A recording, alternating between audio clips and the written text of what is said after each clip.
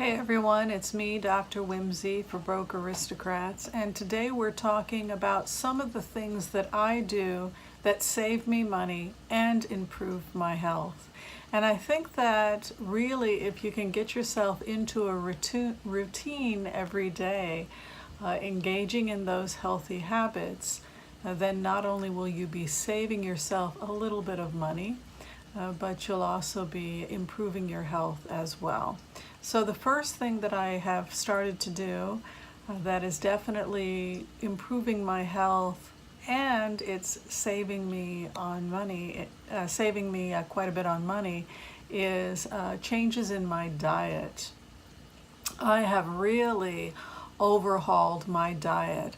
I was one of those people that used to like to say that I ate really healthfully, but the truth of the matter is that I have friends that are far stricter than I am.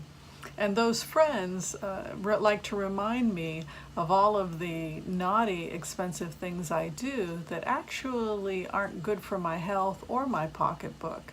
For starters, I used to love going out to restaurants, and that's not only expensive, but it's also not very healthy. For starters, you can't control what ingredients go into the food that you're ordering at a restaurant. You can't control for the portions, so you don't know what necessarily all went into making what you're eating, and you're not controlling the portion size. So you're actually paying for food that you might discard. A large percentage of people, they go to excuse me, they go to restaurants and they don't even eat everything on their plate, and they may forget to ask for a to-go bag, and so the food simply gets wasted. Whereas if you're cooking from home, you can control for portions, and you're not going to throw the food away. If it's sitting in your refrigerator, you're more likely to eat it. So that is one of the things that I stopped doing, is I stopped going out and I started to cook from home so that I could control what was going in my body, and I could also control the size of the portions.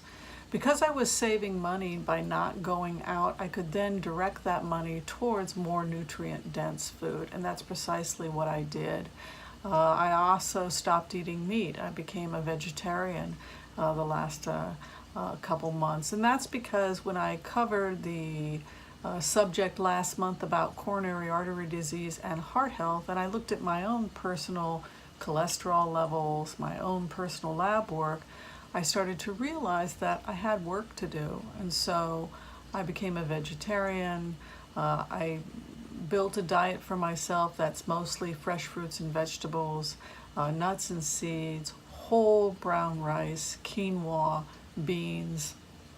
That became the base of my diet, and so consequently I ended up not only creating a more nutrient-dense diet that was cost effective, but I also was able to save money because I was no longer buying expensive things. I wasn't buying meat, I wasn't buying steak, I wasn't buying, well, I don't drink alcohol, but all of these expensive, naughty foods.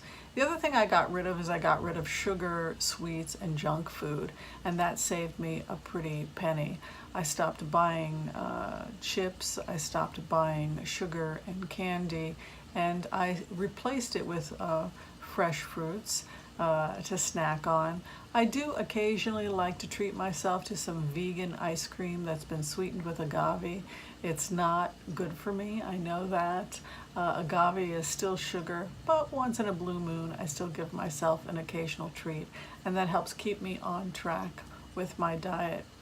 Since I've gotten stricter with my diet, I've certainly seen improvement in my health.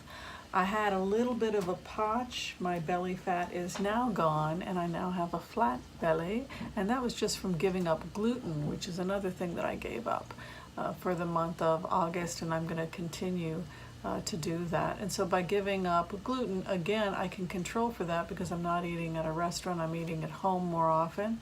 But when I gave up that gluten, I really saw improvement in my digestion, and I had such a huge improvement in my digestion when I gave up gluten that I'm convinced that I may have had a mild case of celiac disease, and I just wasn't diagnosed. And that's because I have two siblings with celiac disease.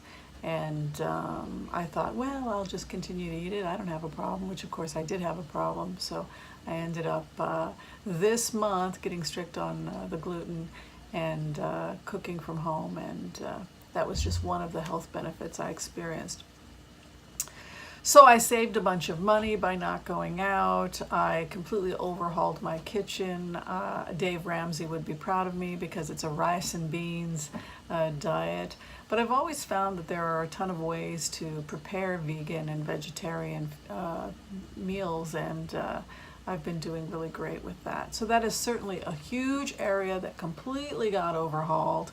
If you're worried about spending a little bit more than you did the month before because you are starting to learn to cook those fresh fruits and vegetables, then my advice would be to not prepare so many things unless you plan on heating them up later in the week, and instead just make your meals be as simple as possible. I would also just remind people that if you spend a little bit extra on your food budget but you're not going out and your health is being improved, then you're going to be saving down the road in terms of health cost. The other area that I started to really save money in is that I started to take the bus. I don't drive. I take an Uber pool where I share the ride with other Uber drivers, or I walk and I take the bus. And that has definitely improved my health because walking to and from the bus offers me an extra quarter of a mile of exercise a day going to and from that bus. And actually research has shown that people that walk to work or have to walk to the bus to get to work actually have improved health because they're adding exercise to their daily routine. And I definitely have seen that by taking the bus, I feel healthy, I'm physically moving, and I don't even think about it. It takes me about 15 minutes to walk to the bus stop, 15 minutes to walk home. That's 30 minutes of physical exercise that I can chalk up to simply taking the bus. The third area where I've really started to save a lot of money, and it's improved my health, is by spending time at the public library. I wish people would spend more time at the public library because there are so many amazing things that happen at the public library, like great free lectures. If you're interested in finding out all kinds of things, you can find them out at your public library. There's also free concerts that the library sometimes puts on, free readings, and free book clubs, which are an opportunity to meet like-minded people, read a great book, and make friends. And so the benefits are also social. I like to check out the books, save money because you're not buying a book, and I also like to interact with other people, make friends, and enjoy the social benefits of being involved with my public library. All right, so those are just a couple of things that I have begun to incorporate in the last month or so that have really improved my health, made me a happier person, a healthier person, and they've saved me a lot of money. So tell me what your money saving tips are, things that you're doing to take care of yourself that don't break the bank and are actually improving your health. I would love to find out about it and hopefully incorporate it into my own life. If you like this video, be sure and share, like, subscribe, tell me what you're doing to take care of yourself without breaking the bank. My name is Dr. Whimsy Anderson, and I'd love to help. And take care. Bye-bye.